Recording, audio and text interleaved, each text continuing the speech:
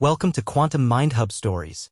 Before we dive in, like the video, subscribe to the channel, and share it with friends. Remember to drop your thoughts, perspectives, and lessons learned in the comments section. Alright, get comfy, let's get started. Rain hammered against the grand iron gates as they swung open with a slow, dramatic creak. The night sky above the sprawling estate in Westbridge City was thick with clouds, a storm brooding like the tension in the air. Guests dressed in designer finery clustered around the luxurious foyer, murmuring behind perfectly manicured hands. At the center of the marble steps, she stood trembling, her newborn baby strapped firmly to her back. Her hair clung to her face, soaked by the relentless downpour. Just moments earlier, she tried to beg for one last night's shelter for the sake of her child. But her pleas fell on ears colder than the slate skies above. Her once kind father-in-law had recently fallen gravely ill, leaving her husband's influential family on edge. They were convinced she'd come into their circle for money. The allegations ranged from mild suspicion to openly accusing her of being a gold digger who tricked the favored heir into marriage. Tonight, that suspicion had morphed into contempt. As the thunder rolled, the matriarch of the family pointed a jewel-encrusted finger at her, barking for security to throw her out. In an instant, two burly guards seized her arms, dragging her across the gleaming floors and toward the main door. She pleaded, voice shaking with desperation, "He's your grandson. At least think about his safety." But they showed no mercy. The baby let out a terrified wail, piercing the thick tension of the opulent mansion. And just like that, she was deposited outside the colossal gates, the cold wind biting at her cheeks, left shivering in a puddle of rainwater and heartbreak. In the distance, she could still see the party's lights flickering. The final blow came when the gates slammed shut, and a chorus of cruel laughter echoed from behind the walls, sealing her fate on that storm-soaked night. Inside the estate's ornate ballroom, champagne glasses clinked and a low hum of condescending chatter filled the gilded hall. The family's scorn was so thick it practically dripped from the crystal chandeliers. Gossip traveled fast in these elite circles, and tonight's main attraction was the spectacle of a nobody being ousted. The matriarch, with her steely eyes, led the charge. As she watched the young woman stagger off into the night, her lips curved into a thin smile that did nothing to soften the angles of her face. "She came with nothing. Now she's leaving with less," she quipped, and the room erupted in mocking laughter. Even the younger cousins, once friendly, wore smug grins as they whispered about how she deserved it for trying to marry above her station. Her husband, the one who had vowed to protect her, stood silently in the corner. He looked away, pretending not to hear her desperate cries. Pride and embarrassment waged war in his eyes. Deep down, perhaps a flicker of guilt stirred, but the peer pressure to remain loyal to his family's narrative drowned it out. The older uncles, well-versed in corporate politics, raised their eyebrows in amusement, remarking on how her miscalculated gamble had finally hit a dead end. Even staff members, who once offered her polite smiles, kept their distance, eyes lowered. That single, callous sentence, "she came with nothing, now she's leaving with less," echoed across social media in the days that followed, thanks to a party guest who had live-streamed the entire fiasco. It was a line that would fuel rage in countless viewers who stumbled upon the clip. In the moment, though, it was just the final dagger to the heart of a young mother who had no idea her life was about to take an unimaginable turn. Neither did the ones who hurled that cruel laughter. They had no clue what secret lay hidden in the patriarch's last will. Outside the gates, the city streets offered little comfort. The boulevard, usually bustling with traffic and neon signs, was nearly deserted as the storm raged on. She trudged along the slick sidewalk, shoulders hunched against the biting wind. The baby on her back cried, each sob rattling her already fragile composure.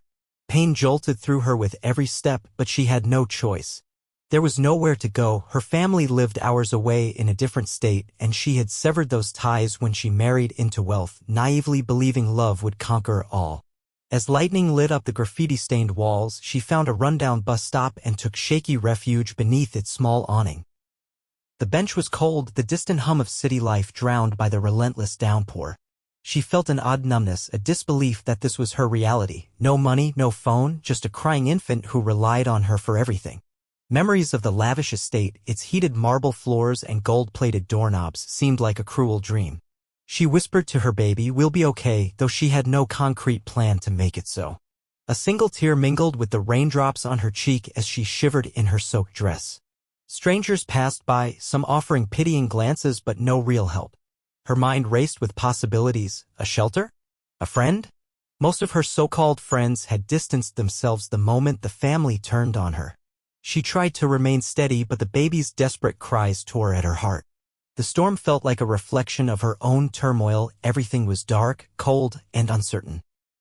Little did she know that in this very hour of despair, cosmic wheels were set in motion with events that would soon propel her from a shivering outcast to a powerful figure none of those mocking voices could ever have imagined. She huddled in that empty bus stop, shivering beside a neon billboard advertising a new luxury perfume, ironically starring a model who reminded her of the life she'd lost.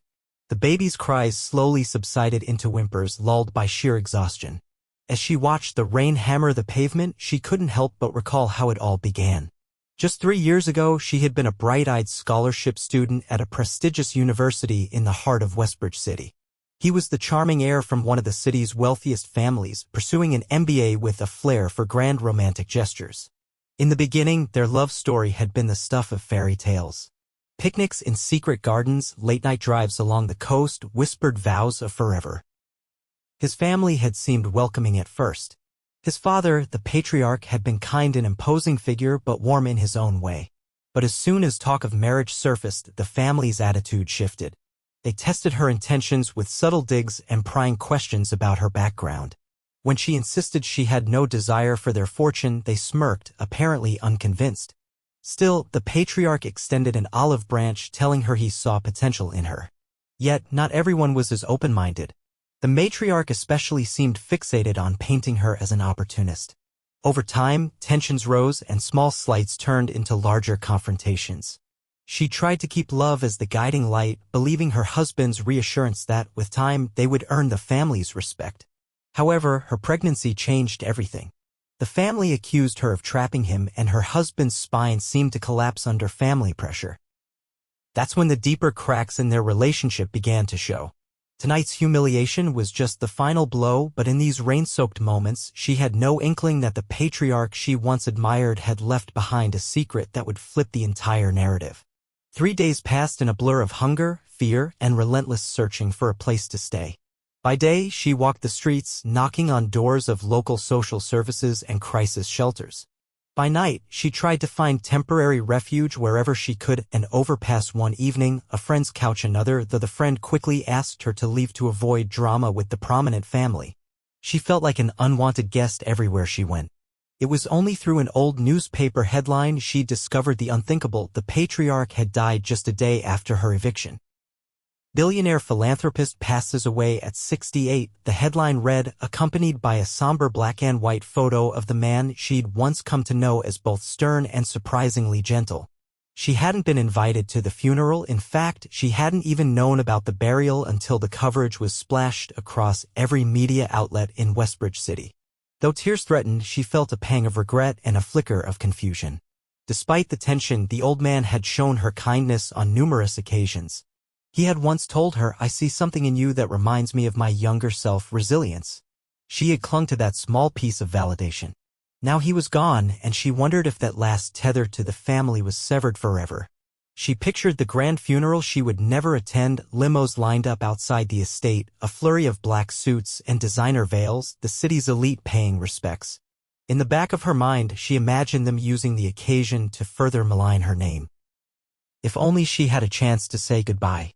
Little did she know, the patriarch had left something behind with her name on it, a sealed document that would rock the family's world the moment it was revealed. On the 4th night, as she nursed her baby in a cramped, dimly lit communal shelter, she was approached by a middle-aged man in a tailored gray suit. He was incongruous against the stark surroundings, clean-shaven, expensive watch glittering under the flickering fluorescent light. He introduced himself as Mr. Harlan, a senior partner at a formidable law firm in the city. "I've been searching for you," he said in a voice that was calm but urgent. Tired and skeptical, she clutched her baby closer. Why would a high-profile attorney seek her out here, of all places? Mr. Harlan, as it turned out, was once a close confidant of the patriarch. After double-checking her identity, he gently explained that her name had appeared in a sealed will. Her heart pounded, confusion swirling with a desperate hope she tried to suppress. Had the patriarch left her something small, perhaps a memento? Mr. Harlan wouldn't disclose details, only that it was of utmost importance. He arranged a private meeting for the following day. In the dim shelter, among rows of weary faces and battered hopes, she felt a flicker of light she hadn't known in days.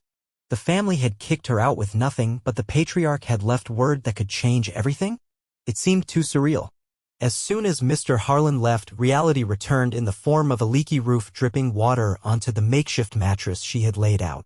She tried to sleep but found herself wide awake, staring at the water stains on the ceiling. The baby fidgeted in her arms and she whispered, "Could this be our second chance?" She wasn't sure if she believed in miracles, but she couldn't deny the electric sense that a door was about to open, one that might lead her straight back into the lion's den. But this time with a shield she never expected. The next morning, she met Mr. Harlan in a modest cafe tucked away from the busy main streets of Westbridge City. The establishment was nearly empty, the scent of roasted coffee beans enveloping them in a comforting warmth. She sat nervously, wearing the only clean outfit she had left, while the baby dozed in a borrowed stroller beside her. Mr. Harlan arrived precisely on time, portfolio in hand, his expression serious yet not unkind. He began by sliding an old, yellowed letter across the small table. Her name was written on the envelope in a shaky but unmistakable hand. It was the patriarch's handwriting. With trembling fingers, she opened it, reading the words that made her eyes blur with tears. "You were the only one who saw me as more than just my wealth. I promised you I would always look out for you, and I meant it." Her mind raced back to afternoons in his private study, sipping tea while they chatted about current events and philosophy, moments she treasured because he had genuinely listened to her opinions. The letter explained that he had seen through the viciousness that simmered in his family's ranks. He had also recognized her genuine affection for his son, despite the rumors. He wrote of regret that he'd failed to shield her from the fallout. Suddenly, Mr. Harlan cleared his throat, pulling her from her thoughts. "There's more," he said softly, opening his briefcase. "This letter is just the beginning. There's a newly executed will, and it names you a sole beneficiary of the majority of his estate. But the details are complex, especially given how the family is contesting it. There may be legal battles ahead." Her breath hitched. The entire estate, a wave of shock and disbelief crashed over her. Struggling to process, she reached for her sleeping baby's tiny hand. She wanted to cry, to laugh, to scream. The man who had once offered her kindness had, in death, offered her a lifeline she'd never imagined. The realization that she was heir to a massive fortune, complete with corporate shares, real estate, and other assets, felt surreal. She stared at Mr. Harlan as if he spoke a foreign language. "Everything?" she asked, her voice barely above a whisper. He nodded. The patriarch's final will was sealed shortly before his death, and its existence was known only to a select few. "He must have taken extraordinary steps to keep this confidential," Mr. Harlan said. "The family has been led to believe there's a standard will dividing assets among them, but the sealed version supersedes that." She recalled the patriarch's subtle efforts to guide her, the candid talks about business ethics, the stories he shared of building his empire from scratch. At the time, she'd simply thought he respected her intellect. Never in her wildest dreams did she imagine he intended to make her the principal heir. With shaky hands, she sipped her coffee, her mind ricocheting between relief, fear, and an odd sense of triumph. Still, there was an undeniable weight to it. She could almost hear the jeering voices of the family, labeling her a gold digger from day one. Would this not confirm their worst accusations in their eyes? But then she remembered every slight, every humiliating remark, and the heartbreak of being thrown out into the storm. Perhaps justice had a twisted way of unfolding. "The reading of the will is in 1 week," Mr. Harlan informed her gently. "We'll need to prepare. The family won't take this lightly." Her gaze flicked to the baby, who slept peacefully despite the gravity of the moment. The child was the last link to her estranged husband. Yet ironically, now that link might be her greatest shield. She closed her eyes and let the wave of new possibilities wash over her. Uncertainty, yes, but also hope. The world had shifted, and it was time for her to shift with it. Word traveled quickly, and the family wasted no time in launching their defense. Before the official reading of the will, she found herself served with legal papers contesting its validity. Accusations of fraud, manipulation, and undue influence were hurled at her. The top legal minds in Westbridge City were mobilized to pick apart every detail of the sealed will. While the media remained largely in the dark about the specifics, whispers of a shocking twist spread through the city's rumor mill. Despite the hostile maneuvering, Mr. Harlan insisted that the will was airtight, legally speaking. The patriarch, a shrewd businessman, had meticulously laid the groundwork to protect his final decisions. Yet, the family wasn't going down without a fight. They convened closed-door meetings, pulling every political and corporate string they could. Some of the patriarch's closest friends mysteriously changed their tunes about her character, probably lured by money or favors. Even her estranged husband publicly questioned her motives, claiming he was blindsided by these revelations. At each legal hearing, she sat quietly, baby in her arms, while the family's lawyers relentlessly tried to paint her as a schemer who'd manipulated a dying man. She could see the venom in their eyes, and it cut deep. But beneath the surface, something resilient was blooming within her. She recalled the patriarch's letter, the gentle affirmation that she had more strength than she realized. Between the paperwork, the constant stress, and caring for her infant, she hardly found time to breathe. The new reality felt both exhilarating and terrifying. Each court appearance became a battlefield where her every word, her every expression was scrutinized. Through it all, she found a steely resolve growing in her heart. She might have walked out of that mansion with nothing, but she was on the brink of returning with the power to dismantle their arrogance brick by brick, if she chose. After a grueling week of back-and-forth legal battles, the long-awaited will reading took place in a stately, wood-paneled chamber downtown, a place usually reserved for high-profile corporate dealings. Members of the family arrived one by one, dressed in dark, somber suits that contrasted sharply with the air of desperation swirling around them. She walked in last, baby snug in a carrier, head held high despite her trembling nerves. Mr. Harlan presented the official documents, reading the patriarch's final wishes in a clear, unwavering voice. The silence was deafening as each clause unfurled. The estate, the business shares, the sprawling mansion, even the philanthropic foundation, everything was bequeathed to her. Gasps echoed against the polished mahogany walls. She caught sight of her estranged husband's face twisted in shock, the matriarch's eyes blazing with fury. A hush settled that felt charged enough to spark a fire. But the patriarch had left one final surprise, a stipulation that she officially accept these responsibilities within 10 days. If she refused or faced legal incapacity, the assets would be donated entirely to a charity trust, shutting out the family completely. She could practically taste the tension as the family realized their final lifeline had been severed. No loophole existed. The old man had made sure of that. With a shaky breath, she signed the official documents, pen scratching against the thick parchment. It was over in a moment, yet it felt like the culmination of a lifetime. The family erupted into angry whispers, while she stood silent, a tempest of emotions swirling inside her. Vindication, sorrow, apprehension. She quietly handed the pen back to Mr. Harlan, then lifted her gaze to meet each pair of outraged eyes. This was it, the first step into a world she never asked for, but one she would now claim as her own. In the days that followed, she chose to move quietly, wanting to stay out of the public eye. She had no illusions about how explosive this inheritance news would be once it hit the mainstream media. So, while the family scrambled in boardrooms and ranted in private circles, she moved with careful stealth. Mr. Harlan arranged a small team of trusted advisors, an accountant, a real estate manager, and a corporate strategist, all loyal to the patriarch's memory. They began introducing her to the intricacies of her newfound empire. She leased a modest two-bedroom apartment in a nondescript neighborhood, unwilling to plant herself in the patriarch's mansion just yet.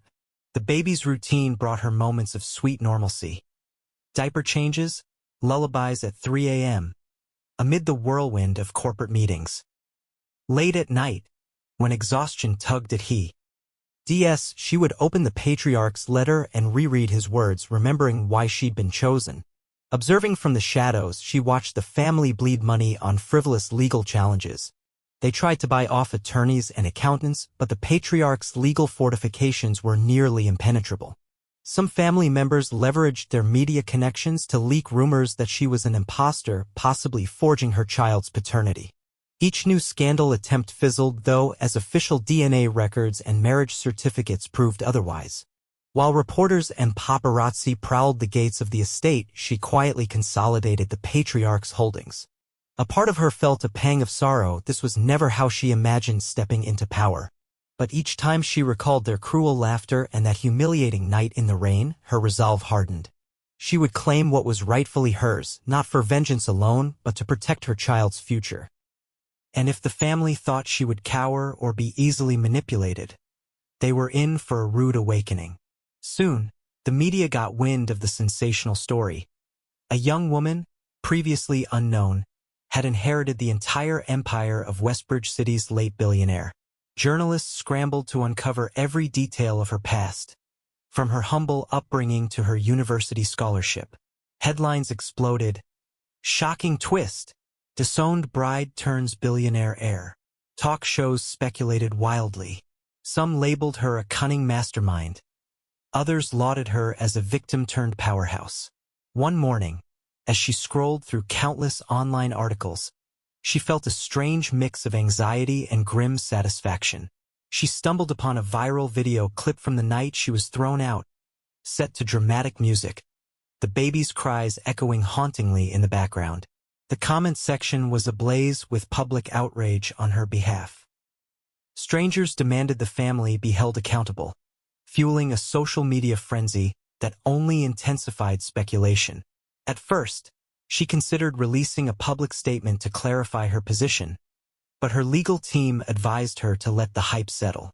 Instead, she made discreet moves behind the scenes. She authorized the acquisition of certain subsidiaries that the family desperately relied on for cash flow. She also restructured the patriarch's philanthropic foundation, ensuring transparent oversight that removed the family's influence. Each day brought a new wave of tabloids, gossip blogs, and even viral TikTok takes dissecting her life story. Her phone rang constantly with offers from journalists seeking exclusive interviews. She ignored most of them. The hush of her modest apartment comforted her, even though it was cramped with boxes of legal documents, baby supplies, and a single lamp that cast soft light across the room at night. She felt the weight of the world pressing down on her, but she also sensed her own rising fortitude. Let the family wage war in the court of public opinion. She had a bigger battle plan in mind, one that would send shockwaves through their privileged ranks. One of the most explosive developments came when a court-ordered DNA test confirmed that her baby was indeed the sole biological grandchild of the late patriarch. The moment the results were released, it was as if a bomb went off in every corner of Westbridge City's high society. The naysayers who had insisted the baby was illegitimate were forced to eat their words. The news cycle erupted again, spinning headlines like, "Blood ties. The real heir emerges." From her side, she felt a bittersweet relief. Despite her estranged husband's accusations and the family's attempts to smear her, the truth was finally out there. That tiny infant, who had slept through storms and legal battles, was the uncontested link to the family's legacy. Now, any attempt to deny her or her child's rightful place would look even more desperate. In response, the family upped their smear campaign, planting rumors that she'd tampered with the test or manipulated the patriarch when he was mentally unfit. But official hospital records, along with affidavits from medical professionals, swiftly debunked these lies. She watched from a distance as they tried one angle after another, each more pathetic than the last. The momentum was on her side now, and she knew it. Meanwhile, Mr. Harlan set in motion the final steps for her to take full control of the patriarch's primary business. A colossal conglomerate that included real estate, technology, and even an airline. Each board member received a formal notice that she was about to step in as CEO. The board was stunned, to say the least. Some resigned preemptively, while others tried to negotiate side deals. She quietly allowed their maneuvering, collecting insights on where their true loyalties lay. Because once she made her entrance, there would be no mercy for traitors. Her baby had unknowingly become the center of a generational shift, a living reminder of what the family had so callously dismissed. And she was determined that neither she nor her child would ever be cast aside again. The day she walked into the corporate boardroom of the patriarch's flagship company felt electric. Everything about the building screamed opulence, towering glass walls, a lobby decked with rare art, corridors echoing with hushed footsteps of well-coiffed executives. She arrived in a sleek black suit, her hair pulled into a high bun that accentuated the fierce resolve in her eyes. The baby was safe with a trusted nanny in a private lounge, thanks to Mr. Harlan's arrangement. As she pushed open the heavy mahogany doors, a stunned silence fell upon the room. Chairs turned, eyes widened, and a few uneasy shuffles rippled across the conference table. She paused for a breath, her heart drumming in her chest but her posture unyielding. Without waiting for an invitation, she claimed the CEO's seat, previously a symbol of her late father-in-law's unrivaled power. Executives exchanged nervous glances, unsure whether to scoff or stand in deference. One bold board member cleared his throat to challenge her authority, but she simply raised a hand to silence him. "You all have seen the legal documentation," she stated firmly. "I am here to continue the patriarch's legacy. You can stand with me or step aside." Her voice, though soft, carried a gravity that commanded attention. Almost instantly, loyalties revealed themselves. Some voices rushed to declare support, hoping to preserve their positions or curry favor. Others sat stony-faced, harboring alliances with the family. She read every micro-expression like a well-practiced chess player. Then she dropped the biggest surprise of the meeting, a list of new directives, from restructuring funds for philanthropic projects to freezing any payouts that might enrich the family's sabotage attempts. The hush turned into astonished murmurs. She rose to leave, tossing a final remark over her shoulder. "I expect performance, transparency, and loyalty. Anything less is replaceable." The heavy doors closed behind her, and she finally allowed herself a trembling sigh. For the first time, she truly felt the weight of the empire on her shoulders. Yet a flicker of triumph glowed in her chest. She had just claimed her seat at the head of the table against all odds. Barely a week into her new role, an unexpected visitor arrived at the sleek CEO suite. Through the tinted glass panels, she caught a glimpse of the very man who had broken her heart, her ex-husband. Security had tried to turn him away, but he insisted on speaking with her, citing family matters. Against her better judgment, she allowed him in, if only to see for herself what he wanted after all the humiliation and betrayal. He walked in with an air of sheepish regret, and she immediately noticed he seemed thinner, his eyes bloodshot. Whether from genuine remorse or because his safety net had vanished, she couldn't tell. "I just want to see our child," he began, his voice wavering. He spoke of missed opportunities, saying his family had manipulated him, that he never truly meant to abandon her or the baby. But his performance was too tidy, too rehearsed. He showed up only after it was clear that she controlled the entire fortune. She stood behind her desk, arms folded, staring him down. "Where was this concern when I was out on the streets?" she shot back, voice icy. He tried to respond, but she silenced him with a pointed glare. "Leave," she said. "You made your choice the night you let them throw me out. You don't get to play the concerned father now." He pleaded for a chance, tears glistening, but she felt no sympathy left to spare. Memories of standing in the cold, her baby crying, overshadowed any vestige of pity. She pressed a button, signaling for security. "If you want any relationship with our child, earn it through the courts," she said, eyes never leaving his. As two guards escorted him out, she felt a pang of sadness but also a staunch conviction. She had survived too much to be swayed by shallow apologies. This was her world now, and she would protect her baby at all costs. even if it meant locking the door on someone she once loved. Word of her unwavering stance spread rapidly, and within days, she discovered the family had banded together in a desperate coalition.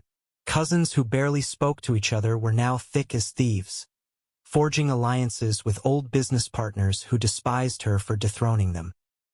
They convened in secret gatherings, fine dining restaurants, and private clubs, plotting how to either pry her empire from her grasp or undermine her leadership so thoroughly that she'd be forced to step down. Every move they made was a reminder of the cutthroat world she'd been thrust into. But she was no longer the naive girl who walked wide-eyed into their estate. She had learned quickly, honing her instincts for self-preservation and corporate strategy under the guidance of Mr. Harlan and her newly assembled team. They advised her on how to anticipate sabotage attempts, whether it be false contracts, unscrupulous suppliers, or orchestrated PR disasters. Behind the scenes, she worked tirelessly, sometimes not sleeping for days. She held daily briefings, compiled data, and meticulously planned how to counter each attack before it even materialized. The baby remained her only source of solace during this war of attrition, a reminder of why she couldn't afford to lose. The family's biggest hope for a victory rested on a flimsy narrative that the patriarch was mentally unstable in his final days, rendering the will invalid. But the man's doctor had left a powerful sworn statement confirming the patriarch's sound state of mind. Hospital records and hours of video footage from business meetings sealed the deal. Yet, the family clung to their last threads of influence, using old friendships and bribes to stir doubt in the media. She watched it all unfold like a grand chess match. They assumed she'd be easy prey, too consumed by motherhood or emotional damage to fight back effectively. What they failed to see was that her maternal instinct had become her greatest source of strength. She was more than prepared to face them on any battlefield they chose. With a corporate empire behind her, she decided to strike at their weakest link, finances. She discovered that several family members had mountains of debt, some from lavish lifestyles, others from bad business decisions. During her late-night strategy sessions, she identified which debts were held by banks she could discreetly acquire or negotiate with. Within a few swift moves, she began buying out these debts under shell companies that traced back to her new holdings. Those family members never saw it coming. One day, they woke to find that their mortgages, business loans, and personal lines of credit were no longer owned by anonymous lenders, but by entities that answered directly to her. Meeting notices began arriving in their mailboxes, demanding immediate repayment or new, stricter loan terms. The panic was palpable. They'd spent years flaunting their wealth, yet behind the glamour lay a precarious financial reality. She also targeted any companies reliant on patriarch investments. These businesses, once run by extended family, suddenly faced buyouts or abrupt capital calls. The effect was brutal but efficient. She was taking away their safety nets piece by piece. Rumors swirled that she was on a personal vendetta, but in every legal sense, she was conducting standard corporate transactions. She was simply collecting on debts. Whispers began to circulate that she was far more formidable than anyone had initially assumed. Even the matriarch, once so haughty and dismissive, found herself worried about the future. Weighed down by extravagant spending habits and years of poor financial decisions, she realized she had been backed into a corner. The old techniques, intimidation, cunning alliances, faltered under the relentless precision of this new CEO. It was an unspoken message she delivered with ruthless efficiency. You laughed at me in the rain. Now you're the ones on the brink of losing everything. And the more they flailed, the more she tightened her grip, determined to see this through. The transformation within the corporate structure happened almost as rapidly. Board members who had once danced to the tune of the old guard found themselves on the chopping block if they couldn't adapt. She replaced complacent executives with ambitious new talent who owed their positions to her, ensuring loyalty ran deep. The news media dubbed it a corporate bloodbath, a purge that rattled the business world. Employees whispered in corridors, uncertain if the new leadership meant progress or peril. Some, who had witnessed the cruelty the family unleashed on her, secretly rooted for her. They admired how she'd stand in front of the towering windows of the top-floor office, surveying the city like a queen reclaiming her throne. Others questioned her methods, worried about job security and the breakneck pace of change. Yet, profit margins soared. The patriarch's companies, previously bogged down by nepotism, suddenly thrived under merit-based management. She introduced fresh initiatives, rewarded innovation, and cut away outdated practices. Investors took notice. The stock price climbed. Even the most cynical analysts admitted that her leadership style, though unorthodox, yielded results. But her personal brand of ruthlessness also showed. In an especially audacious move, she merged the patriarch's once separate foundations for charity and research grants under a single banner, redirecting funds into community outreach programs that she personally vetted. This one public favor overshadowing the complaints from former family beneficiaries who had leached off philanthropic budgets for years. One by one, the family's allies either defected to her side or resigned to preserve what little dignity they had left. She fired some executives on the spot for their conspiring roles. Others who pleaded for second chances were offered positions well below their former ranks, humbling experiences they never thought they'd endure. In hushed late-night gatherings, the family seethed, calling her actions a vendetta. Perhaps it was. But to her, it was business. She didn't relish cruelty for its own sake. She simply refused to allow them any foothold to oust her again. If they wanted a fight, she would give them one they'd never forget. The final blow to their pride came in the form of an auction. A symbolic triumph so potent it sent ripples throughout Westbridge City. The family mansion, the very place where she had been thrown out into the storm, had fallen into financial disrepair following the patriarch's death. The matriarch and her coterie lacked the liquid assets to maintain its grandeur. When debt soared and tax demands piled up, they had no choice but to list it for sale. Word spread like wildfire, and the auction day arrived. It was held in a grand hotel ballroom, with wealthy bidders from across the country eyeing the priceless artwork, rare antiques, and the mansion itself. She arrived quietly, disguised in a simple black dress and wide-brimmed hat, an air of mystery surrounding her. Some recognized her immediately and gasped. Others whispered, trying to confirm rumors that she was the unstoppable new heir. Bidding for the mansion soared, each bid more outrageous than the last. The family, seated on the sidelines, watched with hollow eyes, hoping a third-party buyer would at least keep their last vestige of dignity out of her reach. But at the final call, she raised the numbered paddle. The room fell silent. Her bid was so far above any competitors that no one dared to counter. The auctioneer's gavel slammed down. The mansion was hers, bought in cash, a transaction that made headlines across every business journal. She didn't gloat. She didn't even stay for the post-auction press. Instead, she signed the papers and slipped out. The symbolism was unmistakable, though the very place that had cast her out was now under her sole ownership. Paparazzi photos captured the moment the family realized their fortress had fallen. The matriarch crumbled into angry tears, while others simply stared in disbelief. It was a defining moment, one that signaled a total shift of power and underscored that their once unassailable dynasty now rested in her hands. In the aftermath of the auction, her story had reached a fever pitch. The public, drawn by the incredible arc of her life, craved a statement. So, at the urging of her team, she agreed to deliver a speech during a major corporate event that coincided with the launch of a new philanthropic initiative. Word spread quickly, and the auditorium overflowed with business elites, employees, curious onlookers, and dozens of media outlets. She stood on the stage, the spotlights highlighting her poised figure. All eyes were on her as she began to speak. With measured calm, she recounted how she once stood outside the mansion's gates, drenched and humiliated, with nothing but a baby on her back. Gasps whispered across the room, and cameras zoomed in for close-ups of her face.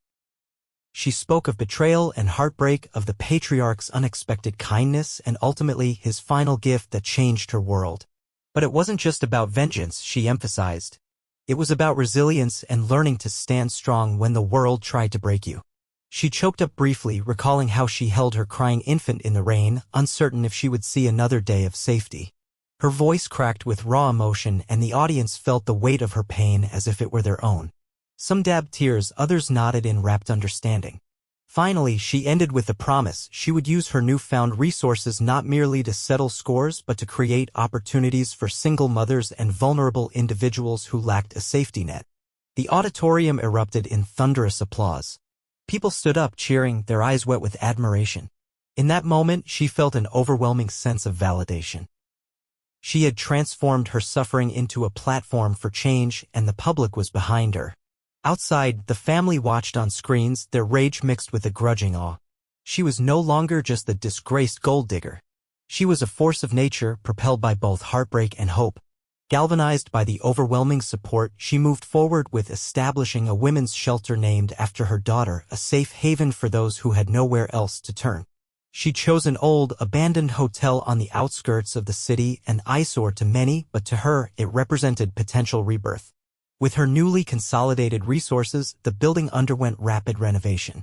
Walls were repaired, gardens planted, and a daycare center was set up within the complex. She visited the site almost daily, often with her baby in tow. Workers greeted her with warm smiles, grateful for the job opportunities she'd provided and touched by her hands-on involvement.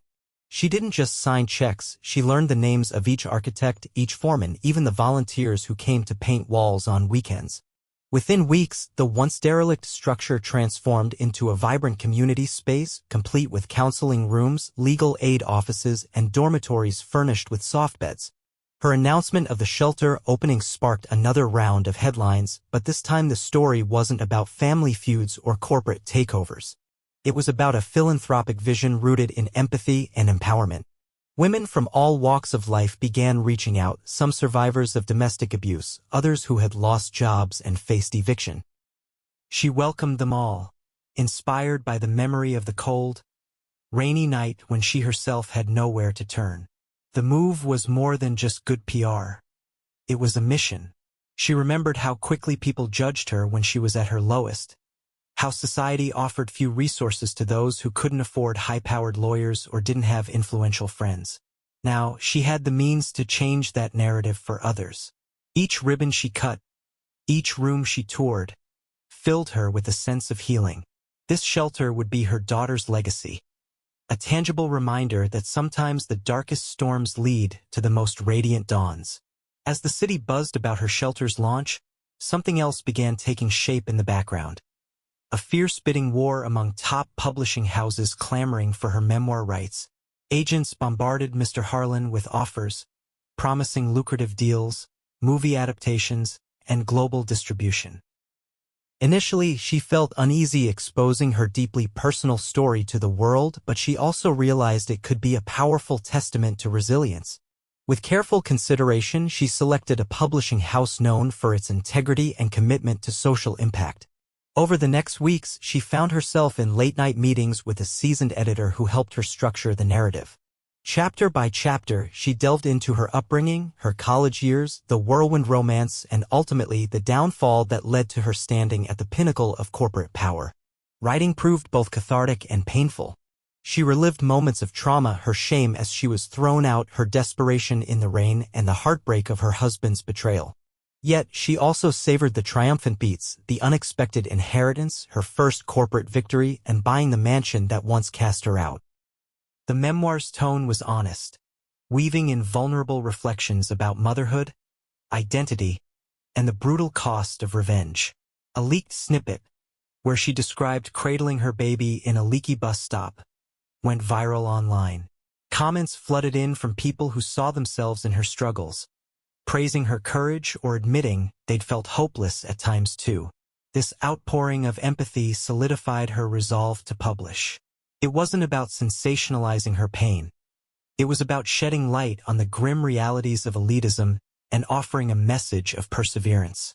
By the time she reviewed the final manuscript, she realized her journey was bigger than corporate battles.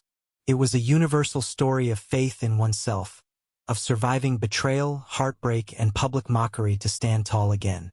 And so, she signed the publishing contract, certain the book would shake the family's foundations yet again. More importantly, it might guide others through their storms, proving that a shattered life can still be pieced back together into something extraordinary. No sooner had the book deal been announced than the call from a major streaming platform, coincidentally in partnership with Netflix, arrived. Producers pitched her a dramatic adaptation complete with a high-profile director, and they were ready to fund a lavish production. The idea of seeing her life played out on screen was both thrilling and unnerving. She remembered how intrusive the paparazzi could be, and now she risked inviting even more scrutiny. However, the opportunity was too powerful to ignore. She demanded specific terms: partial creative control, the ability to veto any sensationalist scenes, and a clause mandating that a percentage of profits be funneled back into charitable programs, including the women's shelter. Surprisingly, the producers agreed. They knew her story could become an international phenomenon. Early casting rumors sparked online debates, igniting a second wave of media attention. The family, predictably, was outraged. The idea that their darkest secrets would be streamed for all to see was a nightmare. Lawyers threatened more lawsuits if the adaptation portrayed them in a defamatory light. But she was no longer the vulnerable target they could intimidate. Protected by airtight contracts and a top legal team, she proceeded undeterred. The city buzzed with rumors. Public excitement skyrocketed. People speculated on who would play the role of her husband, the matriarch or the patriarch himself. Online forums were ablaze with fan-casting threads. If the memoir promised to be a literary sensation, the streaming adaptation threatened to dominate pop culture conversations worldwide. Between the frenzy of negotiations, she found moments of stillness with her child. The mansion she'd purchased now had a quiet study she had set up just for reading and reflection. In those peaceful intervals, she reminded herself of her deeper goals: to use each platform to amplify messages of resilience, generosity, and the dismantling of elitist oppression. Though it felt surreal, like a dream spun from tragedy, she took solace in the fact that sometimes the greatest stories of hope rise from the ashes of despair. With her schedule more packed than ever, she decided to arrange a final, audacious test of her resolve, an invitation for the entire family to gather for a dinner at the estate. She had restored it swiftly, blending its classic architecture with modern touches that reflected her own style. Word of the last dinner spread in hushes across social circles, part rumor and part confirmed event. Many were sure it would be a battlefield of pointed remarks and simmering tensions.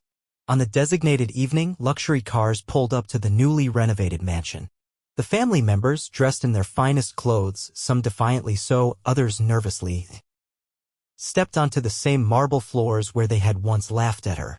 They were greeted by polite staff who escorted them into a grand dining hall lit by glittering chandeliers. The atmosphere crackled with anticipation. When she finally entered, every conversation halted. She was poised, her expression unreadable, wearing a tailored gown that accentuated her newfound authority.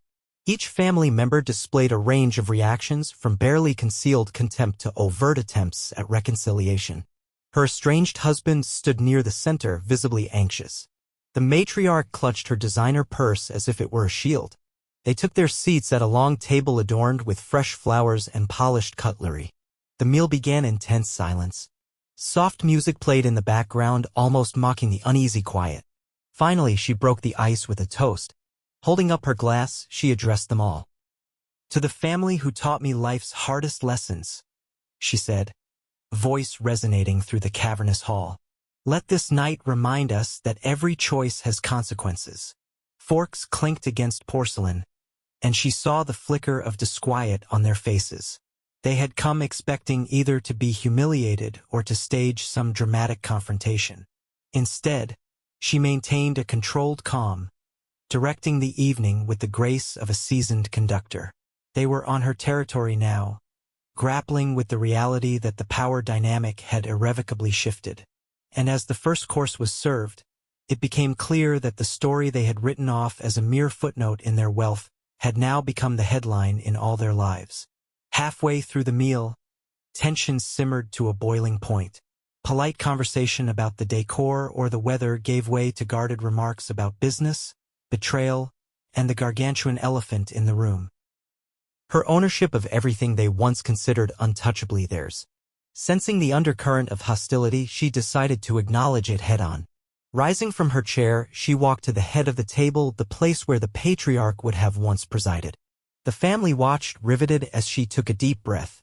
"I remember the day you laughed at me," she began, her tone neither angry nor mocking, but full of measured intensity. "I remember the exact sound of it, the smugness in your eyes. You mocked me for having nothing, for leaving with less than nothing." A hush fell across the room. The matriarch's hands trembled slightly, her husband looked away, and cousins shifted uncomfortably in their seats. She let the silence stretch before continuing.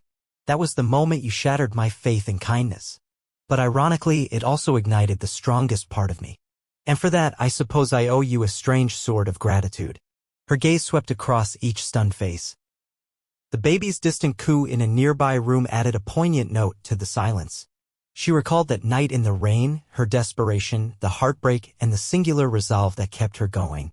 Emotions welled up in her eyes, but she refused to cry now. Instead, she let her words carry the power of her past suffering. "Laugh all you want tonight," she said quietly, "but the difference is that laughter no longer has any power over me. I stand before you as the rightful heir, the mother of the only grandchild, and the leader of the empire you tried so hard to keep from me." She gave a final nod and returned to her seat, leaving the family in a shaken silence that told her everything she needed to know. Their reign of derision was over, and her moment of karmic reckoning had finally arrived. Toward the end of the night, a notable shift occurred. One of the older uncles, who had been relatively silent through all the upheaval, approached her. There was no arrogance in his stance, only exhaustion and a subdued air of regret. With a trembling voice, he confessed that he had stayed quiet during the initial scandal because he feared losing his inheritance. "I see now what a coward I was," he admitted. "I'm sorry for not defending you when I should have." She measured him with her eyes, remembering how he'd averted his gaze when she was thrown out, how he'd once given her a half-hearted smile but never any real support. But she also saw genuine remorse in his expression now. The stark contrast of seeing one family member reach for redemption tugged at something inside her. Quietly, she responded, "I appreciate your honesty, but it'll take actions to heal these wounds. Words alone can't do it." He nodded solemnly, agreeing to whatever conditions she imposed if he could just have a chance to rectify his past cowardice. That single gesture opened a tiny door for a redemption arc among some members of the family. A younger cousin who had been too intimidated to speak up now also expressed guilt for succumbing to mob mentality. One by one, they offered shaky apologies, albeit overshadowed by fear of her new authority. She listened but remained cautious. Before, she might have clung to these olive branches in desperate hope for acceptance. Now, she realized that forgiveness didn't have to mean blind trust. She could give them opportunities to prove themselves through community work, active involvement in her charitable initiatives, or transparency in any roles they held within the empire. It was a new dynamic. She had the power to shape not just the corporate landscape but also the moral tenor of the family. And while she was stern and guarded, she recognized that creating bridges, however tentative, might heal not just them, but also the parts of herself she had sealed away in bitterness. A few days later, she returned to the mansion, which she was slowly converting to a multifunctional space for philanthropic events. The large halls, once filled with the echoes of gossip and derision, were now scattered with staff members preparing for a grand charity gala. Vibrant flower arrangements and tasteful art pieces replaced the family's dark, intimidating decor. She wandered into what used to be the matriarch's drawing room, now transformed into a family lounge where guests could relax during events. Her baby, toddling around on chubby legs, made soft cooing sounds of delight. It hit her like a poignant wave. Once upon a time, this child had been turned away from these very halls. Now, the baby's joyous exploration felt like reclaiming stolen territory. Staff paused to admire the little one, offering kind smiles and gentle pats. She watched her child wobble uncertainly on the polished floor, each step a victory. In that moment, it felt like her past suffering was truly behind her. She crouched down, encouraging her daughter to move forward. The baby let out a gleeful squeal, stumbling but determined. Tears pricked her eyes. This simple act, watching her baby walk in the place where they had once been so unwelcome, symbolized everything she had fought for. It wasn't about the billions or the corporate triumphs, it was about carving out a space where she and her child belonged without judgment or fear. The child's tiny footsteps against the expensive marble resonated like a soft drumbeat of hope, a promise that the next generation would not inherit the bitterness and cruelty of the past. When the baby finally made it across the room, she scooped her up, burying her face in the child's giggling cheeks. It was a small, intimate moment in a grand setting, but it carried the weight of 1,000 battles won. Her heart felt fuller than it ever had, brimming with the knowledge that she was rewriting the future, one tender step at a time. In the following weeks, she found herself at the helm of a new kind of power, one that extended beyond boardrooms and legal documents. It was a moral authority, rooted in her personal transformation and the lessons she'd gleaned from her suffering. She attended city council meetings, investing in grassroots initiatives like community libraries, job training programs, and public health clinics. She began to realize that the patriarch's legacy could be more than just corporate dominance. It could be a platform for widespread social change. Her team marveled at her energy, how she could go from a high-stakes corporate negotiation in the morning to a community fundraiser by afternoon, and still find time to read bedtime stories to her baby at night. She joked that perhaps motherhood had unlocked a limitless reserve of determination. In truth, she was driven by the memory of being nearly broken and the burning desire to ensure no one else suffered that fate. This shift in her focus didn't go unnoticed. Media outlets that once hounded her for sensational stories now praised her philanthropic ventures. They dubbed her the compassionate CEO, a title that made certain family members squirm. Some of the younger relatives began to show genuine interest in her outreach work, gradually stepping away from the toxic influences that once controlled them. In corporate circles, she enforced zero tolerance for exploitation or shady deals, an approach that earned her enemies among the old guard but garnered a new wave of respect from ethical investors. Shareholders recognized that while her methods were uncompromising, the results were undeniably lucrative and socially responsible. She knew she still carried a dark streak, a readiness to retaliate if threatened. But now, that potential for ruthlessness was tempered by a commitment to create lasting good. She found that real power lay not in punishing her enemies endlessly but in shaping a better reality. One where laughter was born of joy, not cruelty, and where a mother carrying her baby would never be cast out into the cold. Life had a habit of offering full-circle moments.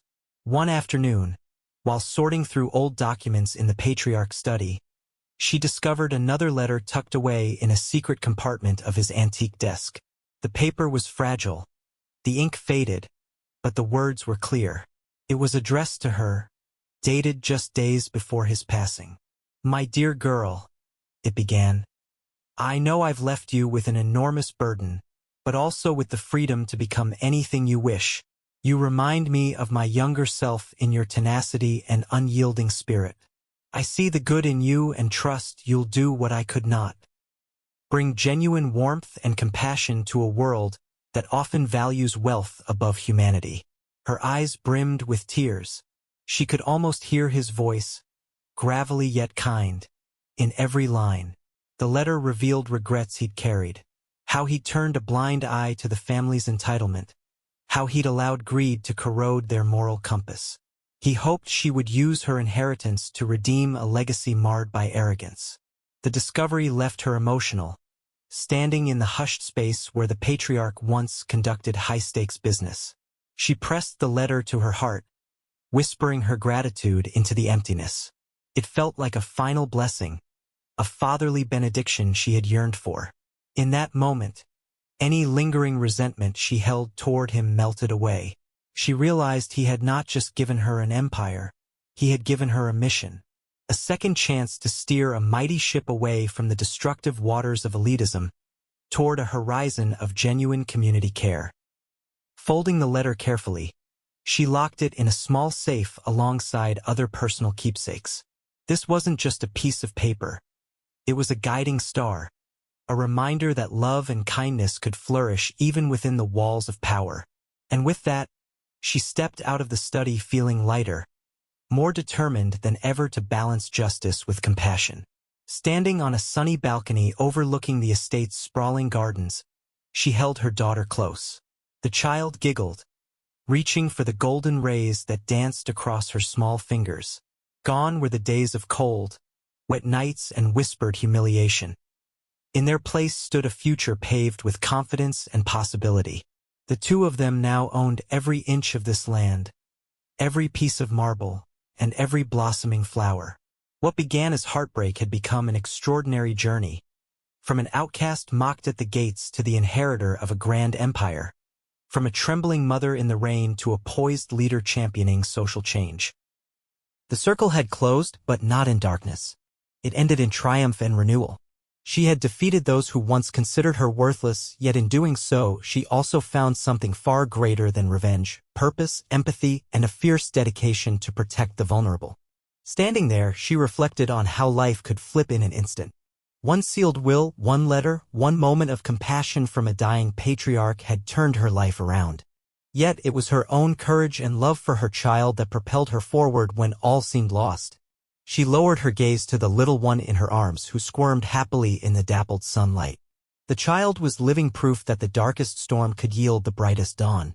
As she breathed in the soft air, she felt an overwhelming sense of gratitude. She whispered to her daughter, "We've come so far, haven't we?" Then she turned to face the future. This story, her story, wasn't just about the downfall of a greedy family. It was about the rise of an indomitable spirit. And now, dear listeners and viewers, if you found inspiration or even a flicker of hope in this journey, please take a moment to like this video, subscribe to our channel, and share it with your friends. Let's keep this conversation alive. Comment below with your insights, your stories of overcoming adversity, or the lessons you've learned. Because every voice matters, every story has power, and you never know who might be waiting for that one spark to change their life forever.